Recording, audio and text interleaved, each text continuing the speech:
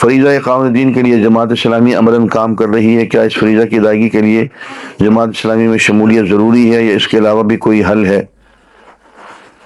اس کے علاوہ بھی حل ہے اور وہ حل آپ کے سامنے ہے، اور جماعت اسلامی میں بھی شمولیت آپ کرنا چاہتے ہیں کریں، میں اس سے روکوں گا نہیں۔ ہم عام لوگ کس طرح جہاد کا فریضہ ادا کر سکتے ہیں؟ کیا صرف قتال کر کے ہی جہاد میں شامل ہوا جا سکتا ہے؟ کیونکہ سب سے زیادہ جہادی تنظیمیں عملاً جہاد کر رہی ہیں، ہم سب کے لیے تو یہ ممکن نہیں ہے کہ عملاً ہم بھی ان کے ساتھ شامل ہو سکیں، پھر ہم یہ فریضہ کیسے ادا کر سکتے ہیں؟ بات یہ ہے کہ قتال جہاد کی آخری منزل ہے، اور ابتدائی منزل جو ہے وہ دین سیکھنا اور سکھانا ہے، تعلیم و تربیت ہے۔ تو تعلیم و تربیت میں لگ جائیں، اللہ کی طرف، قرآن و سنت کی طرف رجوع کا عمل ایک مرتبہ زور پکڑ گیا تو پھر وہ آخری منزل جہاد کی بھی، قتال کی بھی آ جائے گی۔ پرفیومز اور لوشن میں الکوہل ہوتا ہے، کیا ان کے استعمال کپڑوں پر اور چہرے پر جائز ہے؟ جی جائز ہے، اس لیے کہ الکوہل اڑ جاتی ہے، وہ باقی نہیں رہتی۔ اب یہ تو کوئی سوال ہے بھائی کہ جو رقم بیوی کے پاس موجود ہے وہ 2800 روپے ہے، جو رقم بیوی نے قرض دی ہوئی ہے اس پر کوئی منافع نہیں ہے، وہ 19,550 ہے۔ بھائی یہ سوال یہاں ممکن کرنا میرے لیے مشکل ہے، یہ اکیلے میں کہیں ہوگا۔ ہماری کالونی میں ایک خاتون عورتوں کو تراویح پڑھاتی ہیں، وہ وتر کی بجائے 3 کی بجائے کبھی 1 اور کبھی 5 پڑھاتی ہیں، اور 5 وتر میں تشہد صرف 1 مرتبہ پڑھتی ہیں، کیا یہ درست ہے؟ یہ 5 والی بات تو غلط ہے، 3 کی بھی گنجائش ہے، 1 کی بھی گنجائش ہے۔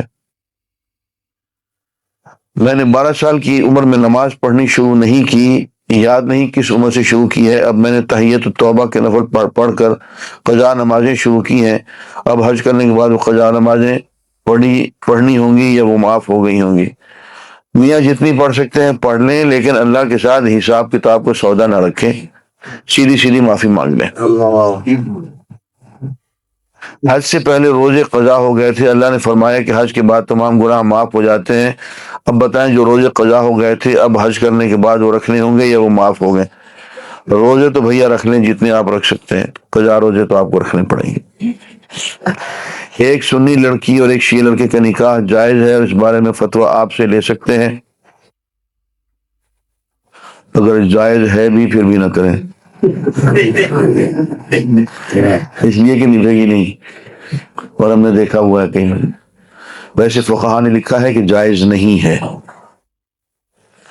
میں اس لیے اس وقت پہ قائم نہیں ہوں کہ لوگوں کی کیفیت میں فرق ہوتا ہے، ہر طرح کا شیعہ کافر نہیں ہوتا اور ہر طرح کا شیعہ مسلمان نہیں ہوتا،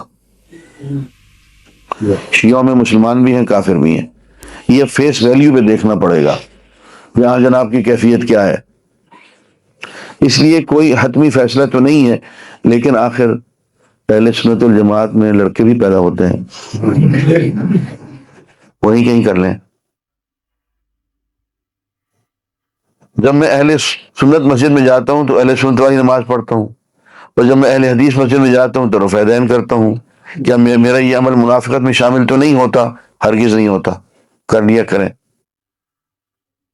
بس ایسا نہ کریں کہ ان کی بریلیوں کی مسجد میں اہل حدیثوں والی نماز پڑھی تو یہ منافقت تو نہیں ہوگا، حماقت ضرور ہوگی، اس لیے کہ وہ آپ کی بھی دھنائی کریں گے، مسجد کو بھی دھوئیں گے۔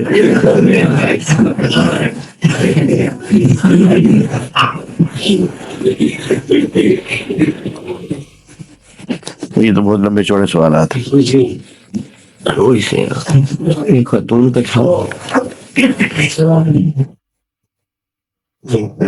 اس سوال کو پڑھنے سے پہلے، کیونکہ اس کا جملہ پڑھ کے مجھے ایک لطیفہ یاد آ گیا۔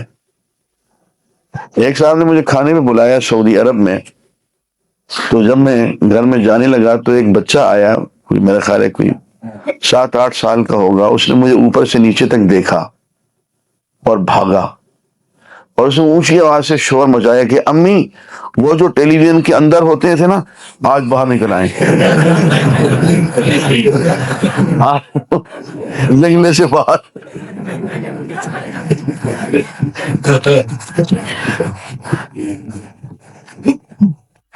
سب سے پہلے تو اب سوال پڑھ رہا ہوں، سب سے پہلے تو یہ بتائیے کہ اگر میاں کہے کہ مولوی تو ٹی وی میں بھی گھسا ہوا ہے، اس میں سے سن لو ادھر کیا کرنا ادھر کیا کرنا ہے جا کر، تو کیا مجھے اللہ کے احکام کی روح سے یہاں نہیں آنا چاہیے؟